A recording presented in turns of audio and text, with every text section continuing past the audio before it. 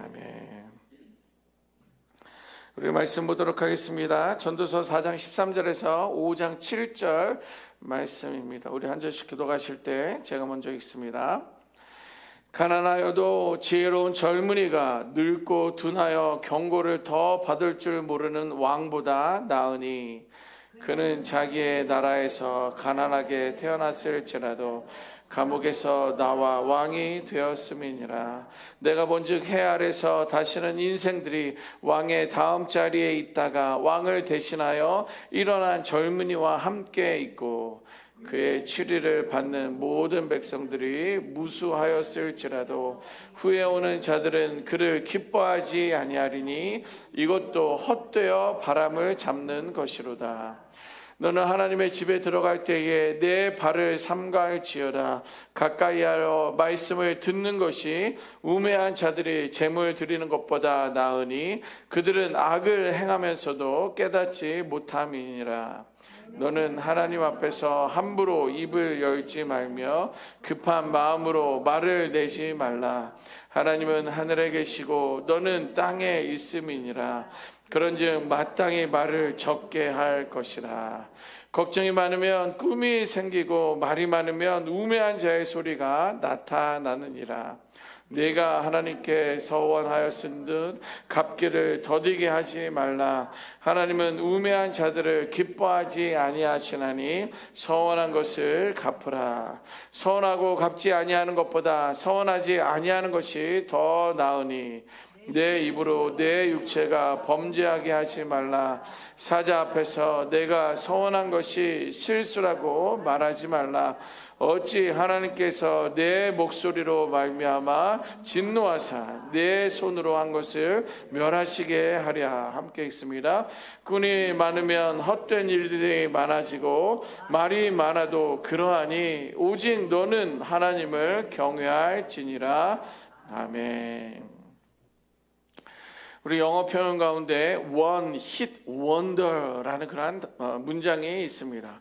이것은 뭐냐면 단 하나만의 노래를 히트친 거예요. 크게 성공을 하는 것이고 더 이상 대중적인 히트곡이 또한 내지 못하는 그런 가수들을 향하여 혹은 그런 밴드, 그룹들을 향하여 사용하는 표현입니다. 그래서 그것이 어떤 분야여든 간에 한 번만 큰 성공을 거두고 이후로는 주목받지 못하는 그런 사람들이나 팀들을 일컬을 때 one hit wonder라는 그런 단어를 씁니다. 그래서 한국어도요 이런 의미의 단어들이 있습니다. 뭐 반짝 스타라든지 아니면 일회성 스타 뭐 이런 이제 단어들이 있습니다. 자, 그런 말들이 이제 one hit wonder와 같은 그러한 일들이 이제 오늘은 솔로몬을 통하여 세상의 권세가 얼마나 덧없는지에 대해서 지혜로운 한 젊은이 그리고 한 늙은 왕을 비교하면서 소개하고 있습니다.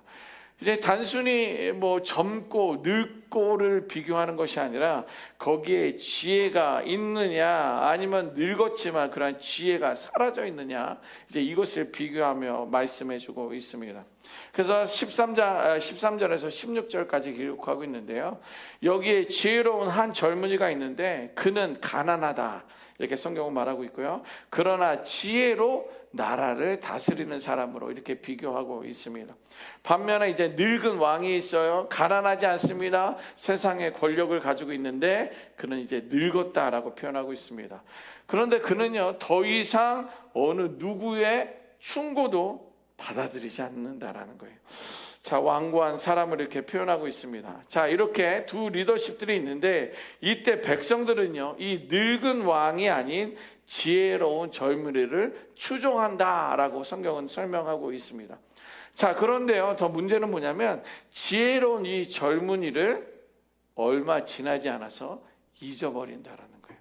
그가 덜 지혜롭게 되었다, 자기의 교만대로 살아갔다라는 것이 아니라 사람들이 그의 지혜로운 것을 응원하고 또 지지했지만 오히려 이 젊은 지혜로운 사람도 백성들은 잊어버리게 되었다라는 거예요.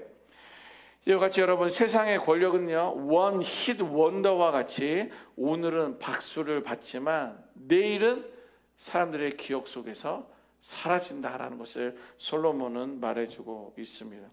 마치 정권이 바뀔 때마다 환호와 환멸이 반복되는 우리 한국 정치의 모습처럼 느껴질 때가 있다는 것입니다.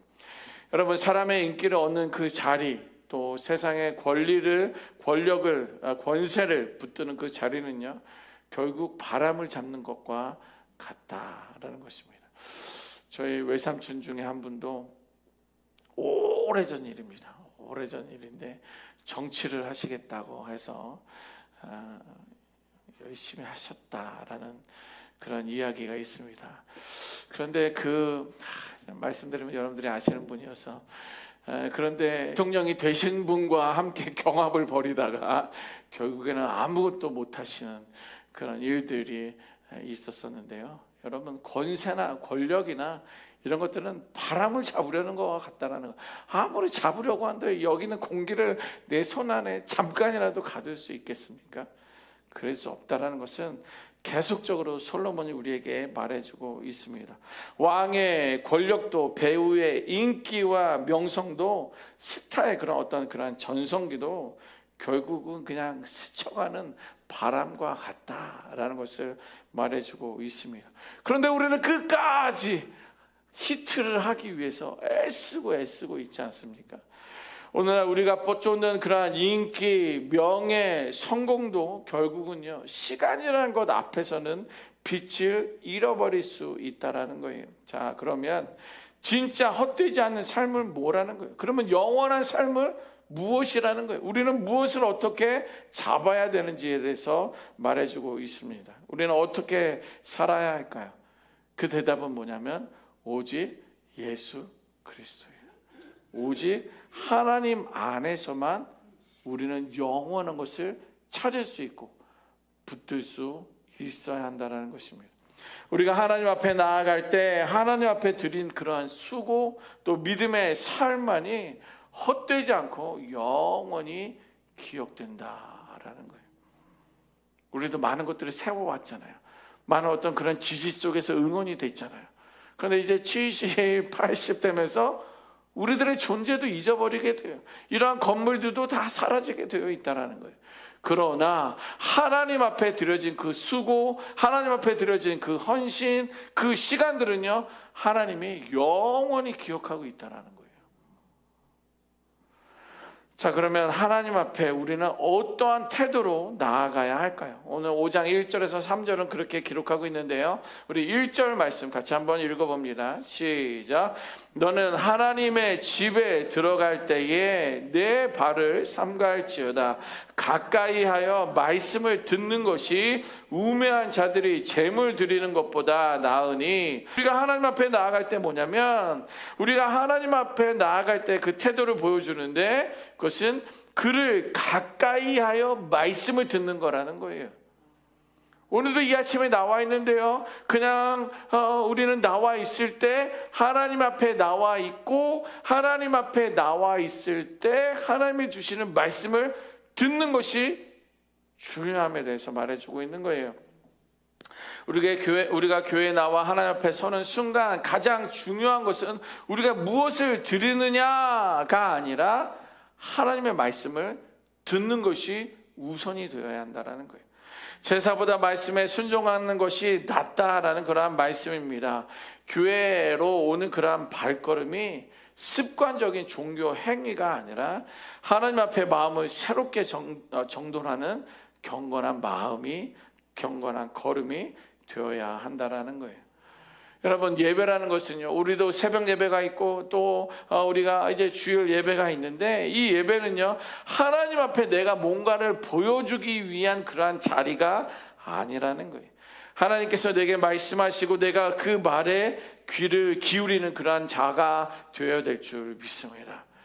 뭔가 보여줘야 된다는 마음은 사실 저에게 더 많습니다. 사실 여러분들에게는 이번 주 새벽 예배는 내가 뭘 보여줄까? 어떻게 나를 좀 반짝 드러낼까? 이번 주 주일에는 내가 무엇으로 히트를 한번 쳐볼까?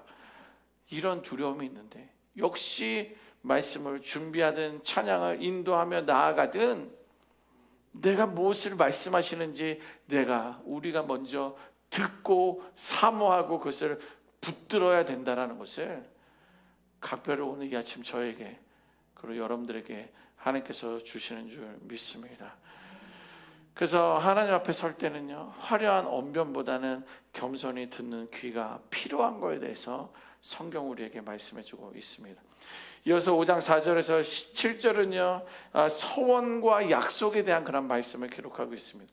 솔로몬은요 서원에 대해서 말을 이어가는데 오늘 본문 5장 5절을 우리 한번 읽어보도록 합니다. 시작.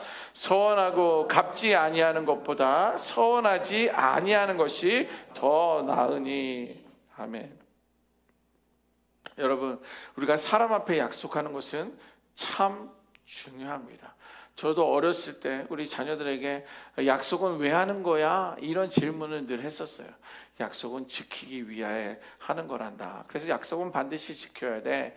이런 이야기를 하면서 저는 애들과 약속한 것을 종종 잊어버릴 때가 있었지만 누군가 사람들과의 약속을 한다는 것은 너무도 중요하고 그 한 약속도 매우 무겁고 비중이 있는데 하물며 하나님과 한 약속은 더더욱 그렇다라는 거예요.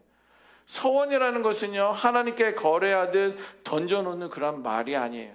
자, 이 위기만 넘겨주시면 내가 이렇게 저렇게 하겠습니다 라는 말은요 순간적인 다급한 마음에서 그렇게 할 수는 있다라는 거예요.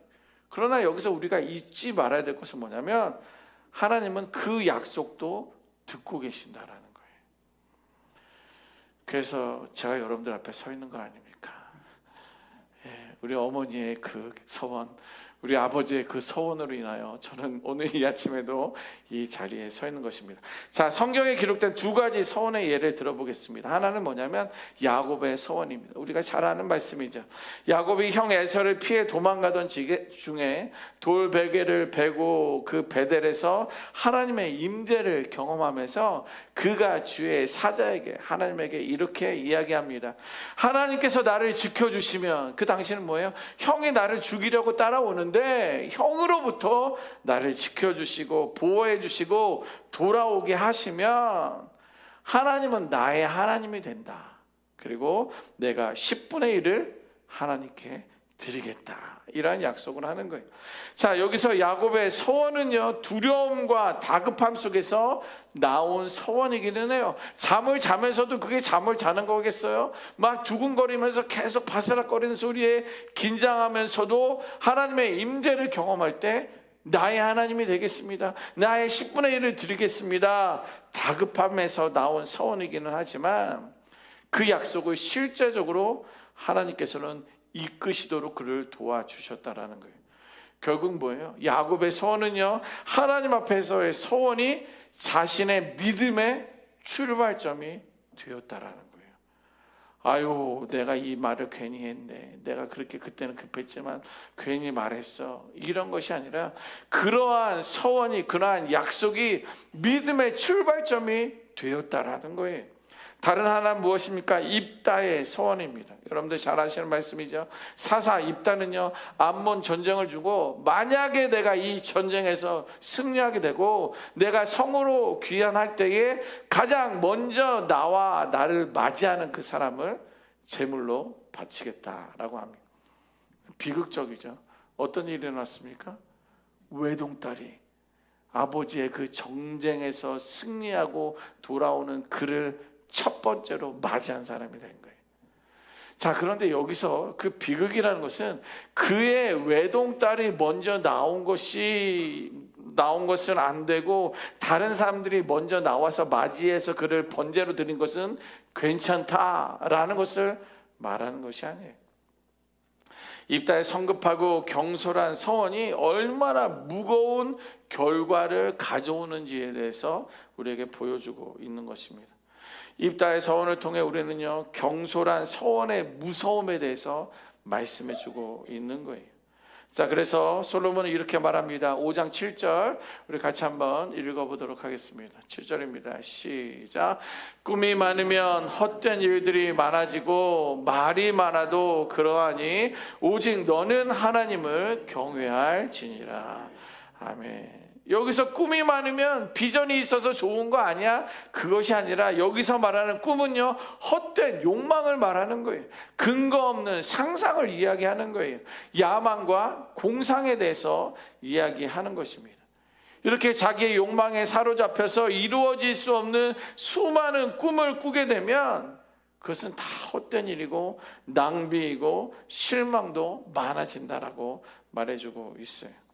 그러므로 헛된 꿈을 꾸며 인생을 낭비하지 말고 입술에 말만 앞세우고 신앙을 가볍게 여기지 말고 하나님을 경외하는 삶을 살아라 라고 우리에게 말씀해주고 있습니다.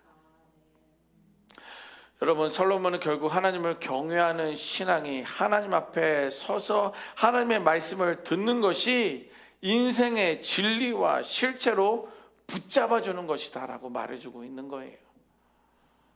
네. 세상의 어떤 것을 잡으려고 내가 평생을 지금까지 살아왔다면 앞으로 숨이 붙어있는 남은 삶은 하나님 앞에서 말씀을 붙들고 말씀 안에서 살아갈 수 있는 우리가 되어야 될 줄 믿습니다. 그래서 오늘은요, 세 가지 길을 보여주고 있습니다. 하나는 뭐냐면 세상의 권력과 인기, 이것은 금방 사라지고 잊혀진다라는 거예요. 그리고 하나님 앞에서의 형식적인 제사는 아무런 소용도 없다라는 것입니다. 우리는요, 하나님을 경외하는 삶만이 우리가 살아갈 소망이고 길이다라는 것을 말씀해주고 있습니다. 우리는요, 어떻게 보면 허망된 세상을 살아가고 있습니다. 그러나 그 허망된 삶 속에서도 우리는 참된 길이 있음을 우리는 붙들어야 된다는 것입니다. 그 길은요, 하나님 앞에서 겸손히 귀를 기울이고 약속한 것은 신실히 지키며 하나님을 경외하는 삶이라는 거예요. 그럴 때 하나님은 우리의 인생은 더 이상 바람을 잡는 것이 아니라 하나님의 손에 붙들린 의미 있는 삶을 살아가게 될 줄 믿습니다. 그렇게 살아가시기를 우리 모두가 되시기를 주님의 이름으로 축원합니다. 아멘. 기도하겠습니다. 하나님, 우리가 평생에